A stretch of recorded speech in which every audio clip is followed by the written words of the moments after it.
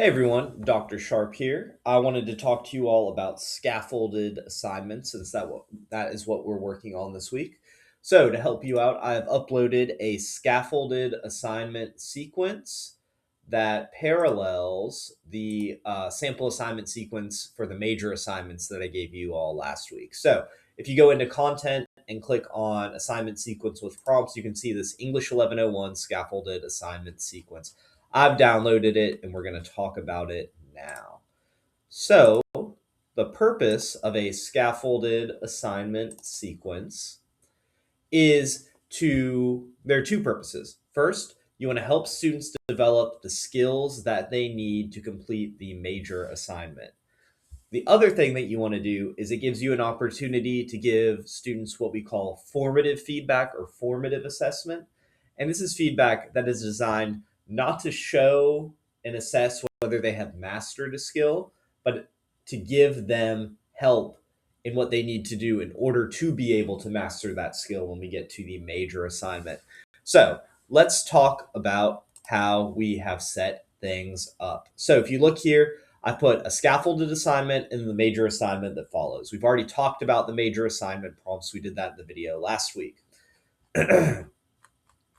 What we're going to do is we'll look at how a scaffolded assignment is set up. So one of the first, I don't want to call it a mistake, but first issues that sometimes appear with scaffolded assignments is that a scaffolded assignment is not simply a rough draft of a larger assignment. You do give formative feedback on a rough draft, but it's not a scaffolded assignment because you're not focusing on a specific development of a skill. That's the purpose of a scaffolded assignment. We want to have a low stakes opportunity for students to practice a specific skill. So while you should certainly have rough drafts in your full assignment sequence, your rough draft cannot substitute for a scaffolded assignment. So let's look at these scaffolded assignments. We set them up in the same way, right? We have our purpose, our learning goals, what they actually need to do, the prompt itself, and then you can add any sort of like sentence starters, Q&As, anything that we've learned about in our universal design readings about what we need to do in order to write an effective prompt. So if we go at when you're making a scaffolded assignment, you first want to start with the major assignment and think about what are my learning goals. So for my first major assignment, they do a descriptive essay of a space. I've got my learning goals is to observe and select sensory details, organize descriptions so readers can mentally walk the space, develop a clear arguable theme, write in clear sentence, and practice on revising. So when you're making a scaffolded assignment, you need to think, which of these do I think that students are going to struggle the most with and need the most help? Since I've taught this a few times, I kind of know the ones that they're going to struggle with are organizing descriptions so readers can mentally walk the space, and then developing a clear and arguable theme or insight supported by a description. So I know as a teacher that's what they're going to struggle with. Let's make an assignment to help them practice that before they get to the major assignment that counts for a larger portion of the course grade. So what I came up with, since they're going to describe a space here, they're going to analyze a space using two specific terms. And the terms are strategy and tactic. If you're curious, a strategy is just an intentional design choice, and then a tactic is a way that a person actually uses a space. So if you look at the learning goals, you can see that my learning goals here to notice and describe concrete spatial features with specific detail and make a clear, arguable claim about how a space works and how people push back are directly related to the learning outcomes here in the major assignment of organizing a description so readers can walk the space and developing a clear and arguable theme. What I would hope students would take away is when they think about how a space is designed and how people actually use the space for this part right here, they understand that eventually this is going to help them make a theme when they're describing the space in the major assignment. So, other features of the prompt are pretty normal. I give them things that they could choose because students often struggle to think of what is a space that's designed intentionally. I give them the writing prompt and I try to be very explicit. Name the space and describe its prominent features. Identify a strategy, identify a tactic, make a clear claim, right? The writing prompt, I'm giving them a concrete structure that's going to help them hit these learning goals that I've given them. And then this is the first piece of writing that they actually do in the course that's assessed or graded in any way. So I like to give them sentence starters and things like that to help with that. Just remember, if you are using a sentence starter, expect for this exact template to probably be used in the assignment. And hopefully you can see how the work that they do in this is going to help them complete the major assignment goals. And you can even see I've got 1, 2, 3, 4 here in the scaffolded assignment. I've got 1, 2, 3, 4 in the major assignment. So you want to have that alignment. It's important to align your learning goals, the prompt, all of that sort of stuff.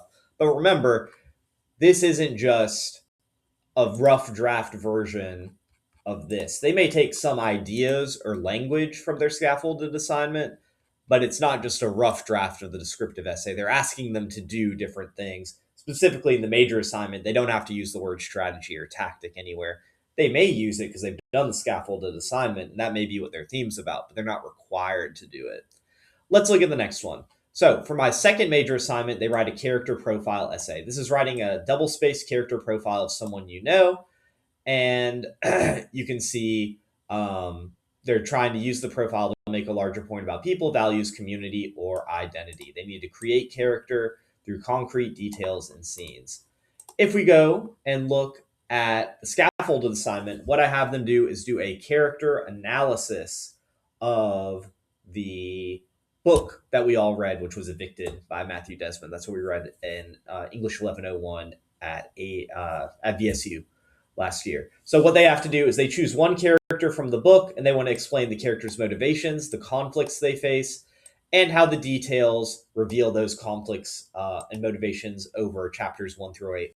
We hadn't read the whole book, so I reduced it down to you just pick one of these characters and talk about them and how they appear in 1 through 8.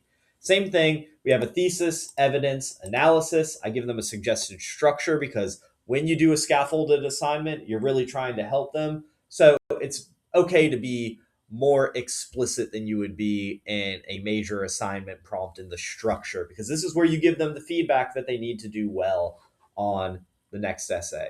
So we have intro, body, conclusion. Again, we're helping them model that same thing: opening, scene, context, development, insight, ending, right?